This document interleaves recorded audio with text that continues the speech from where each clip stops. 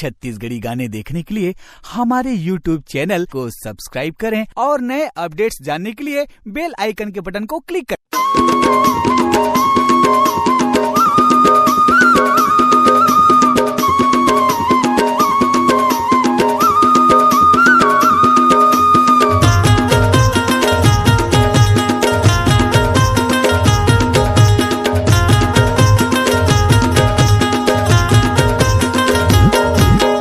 दादर के कौआ झर गए पतौआ मोर महुआला बिने जोड़ीदार गाल मोर महुआला रे मोर महुआला बिने जोड़ीदार गाल मोर महुआला रे।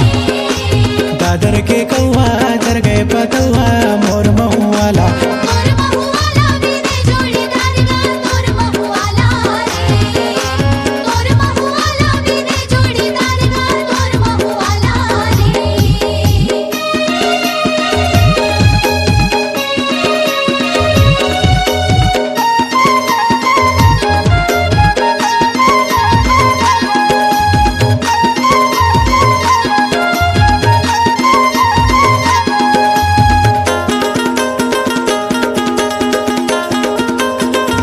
होतई बन सारे महुआ बीने जाबो बिने जाबो महुआ बिने जाबो होतई बन सारे महुआ बीने जाबो बिने जाबो महुआ बिने जाबो।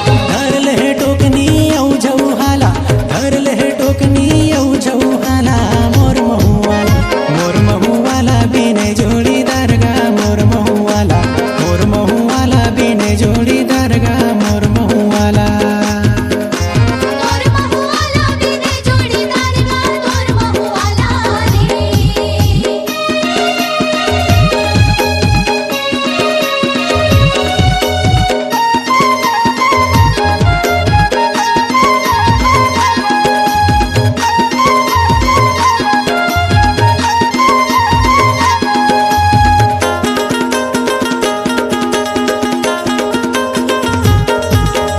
यही मुआ माया दीपिन बिराजे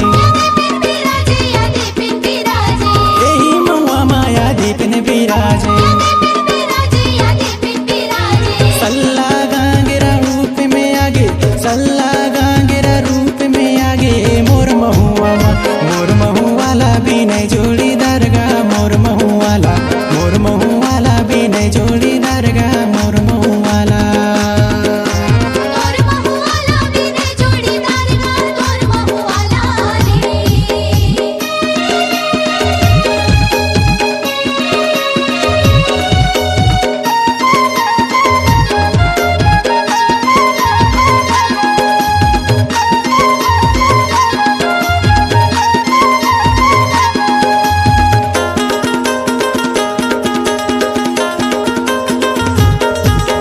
महुआ फुलमा कोया माताला माने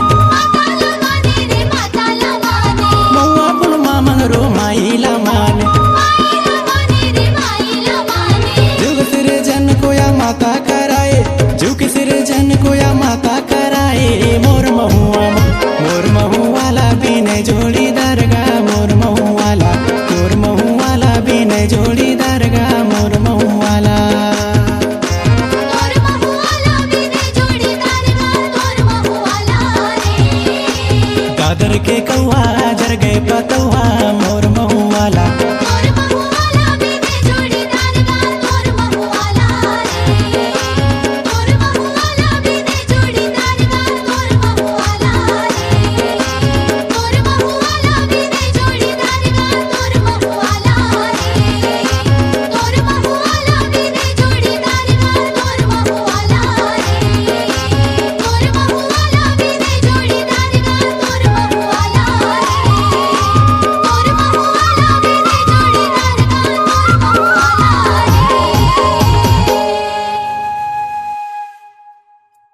आपकी आवाज ही आपकी पहचान है। यदि आप अपनी आवाज को एक नया आयाम देना चाहते हैं तो चले आइए मल्टी ट्रैक डिजिटल रिकॉर्डिंग के लिए AVM audio video studio, Khamtarai, Raipur. Mobile number 9301523929 और 7869646201।